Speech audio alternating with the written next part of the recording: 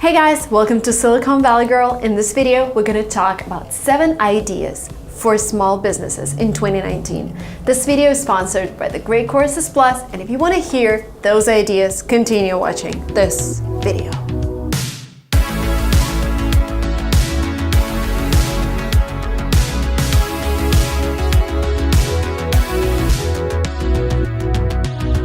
In my life, I've tried 2 types of businesses. The first one is when you master a skill, you build a community around it, you learn how to sell your skill, and you just scale. And the good example is YouTube. I started YouTube, I scaled it, I built a community around it, I realized that I know how to build a scalable channel, and I just launched my course. And this is how I can make money, and that would be enough for me and my family to make a living. The second type of business is when you build a platform that allows other people to make money. And the great example is Fluent.Express. I realized I have a problem that I still make mistakes in my written English. My team built a platform where we onboarded native speakers who correct the text in real time. And this way I allow native speakers to make money and I solved the problem. So I built a platform. And yes, because we had a tech team, because we knew how to build those products, we did it pretty fast, like 3 or 4 months. But we've built a platform before, the platform LinguaTrip. And I think the second type of business is when you can target like billions of dollars. Uber is the platform where you can make money. YouTube is a platform where creators can create.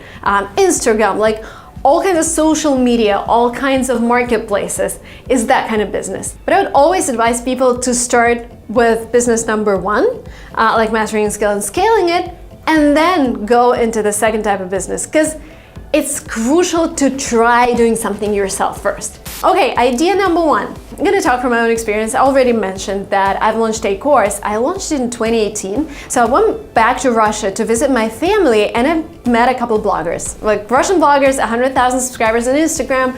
And I'm asking them, how do you guys make money? And the girl answers, oh, you know, I teach people how to start an Instagram. I'm like, but you only have 100K. She's like, whatever, there are so many people who want to become a blogger. So I just teach them that. And I'm like, how much money do you make, if you don't mind me asking? She's like, $5,000 a course. And I'm like, how many courses do you do a month? And she's like, minimum 2. And I'm like, wow, that's a lot of money. So I listened to her and I'm surprised that people make so much money on just like online tutoring. And I'm like, why don't I launch a 3-hour webinar on how to start on YouTube? And I made a lot of money, like basically $10,000 or more. And I'm like, wow, this is a huge niche. Even if you don't have a lot of following, because I only launched that course on my Instagram, so I only announced it to the public on my Instagram, I was still able to make that much money. So idea number 1, if you've mastered a skill already and you are willing to share it with other people, start an online course. There's so many resources out there that you can use, so go ahead and do it. Number 2, you're like, probably Marina is gonna just talk about blogging. No, I'm gonna talk about things that you can do tomorrow. That's actually a huge market and it's growing because people have less and less time to take care of their homes, and the skill's called cleaning. Like it took me a month to find a good cleaner here in San Francisco, and I finally found a girl who's really good, really professional. She charges $120 to clean a 2-bedroom apartment, and it takes her 3 hours to do that. So she charges like $40 an hour, which is like a developer charges that money. And we used to have a startup called HomeJoy where you could hire people online to clean your apartment or office, but they shut down. So there is so much demand for a good cleaner, and I keep hearing people asking for that. So this is something where you can start, make some initial capital, and then decide whether you want to grow there and start your own company, like help people find cleaners, or maybe just go and switch activity, but with initial capital, which is great.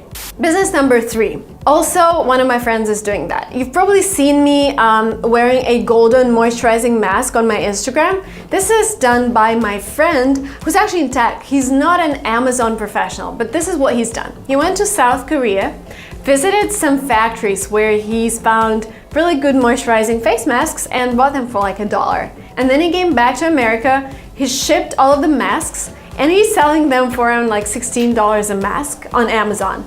And what's cool about selling on Amazon, you don't have to have your own garage where you store everything, and you don't have to ship everything. You just send it to Amazon and they do the rest. And your task is just to sell and collect reviews. That's it. And yeah, he's making a lot of money on those masks. He's been doing that for over a year. It's pretty successful. It's like a good side business because he's running a tech company, and this is something you could totally try. The next business, meal prep and delivery. Oh my God. Again, huge problem here in San Francisco, huge problem anywhere. I miss homemade food. I cannot make my mom come from St. Petersburg to San Francisco and cook for me, but I miss homemade food a lot.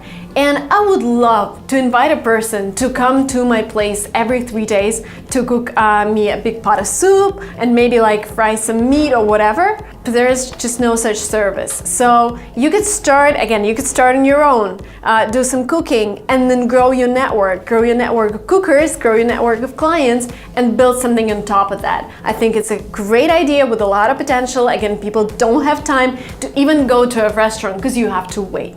The next one is surprising, but it's actually trending like crazy here in Silicon Valley, which means it's gonna trend all over the place. It's bike rentals and scooters. The scooter business started in 2018. They had a lot of problems with law and regulations, but two companies survived. They are both acquired. I think they got acquired for like over $1 billion, and they raised like 200 million, acquired by like taxi companies. But guess what? If you're setting like a small shop, renting out scooters or renting out bikes, the market itself has grown 73% in the last 10 years. So if you have two options in the future, you either grow a profitable business, which is growing, or second, you get acquired by a big company, which is also a great option. You get your money and you're free. Another business, personal trainers and instructors. And again, with online, you have so many opportunities to train people all over the world. I'm doing this marathon. I paid like $49 for it, which is like a butt marathon. I'm training every day for like half an hour. And the girl who's doing that, she just pre-recorded all the courses. She's not even there. I'm just switching on her videos, and she recorded like 35 videos. And I love to train like that because I choose my own time. We have a gym here at home, and this is a huge future for all of you fitness trainers. Gymra is a great company which does all of the pre-recorded courses, and it's a huge trend here in Silicon Valley as well because people don't have time to go and do their fitness. They just do a quick workout in the morning at home using a screen. So fitness instructors, yes, you can build your audience with like real life training, but you can also go online and do your own course and make a lot of money.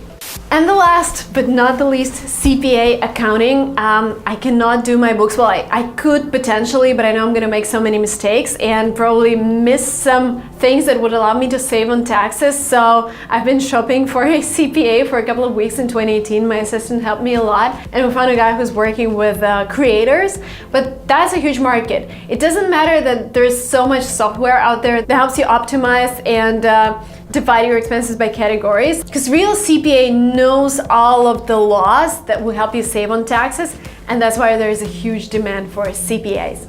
But no matter what you do, no matter what kind of business you choose to start in 2019, what you really need is your leadership skills. Because it doesn't matter how profitable the niche is, if you cannot convince your buyers that you're the best seller, if you cannot convince people that you're a real expert, then nothing's gonna work. You have to show credibility, you have to create a great product, and you have to talk in a way that people want to buy from you. And I found a great course which is called Influence: Mastering Life's Most Powerful Skill. And I agree with it so much. It is taught by a PhD, by a real American. I think Americans are the best at influencing people. Just, all of the movies that we see are probably from Hollywood. All the music that we love is mostly from America. So Americans are really good at influencing people, and I think the best place to learn influence is from an American PhD. I love how online education is evolving and how you can learn from the best professionals in the industry. Great Courses Plus is a subscription on-demand video learning service with top-notch lectures and courses from top professors from the Ivy League. That's amazing about today's world. You don't even have to go to a top university to learn from top people. You just go online, take a course, and you get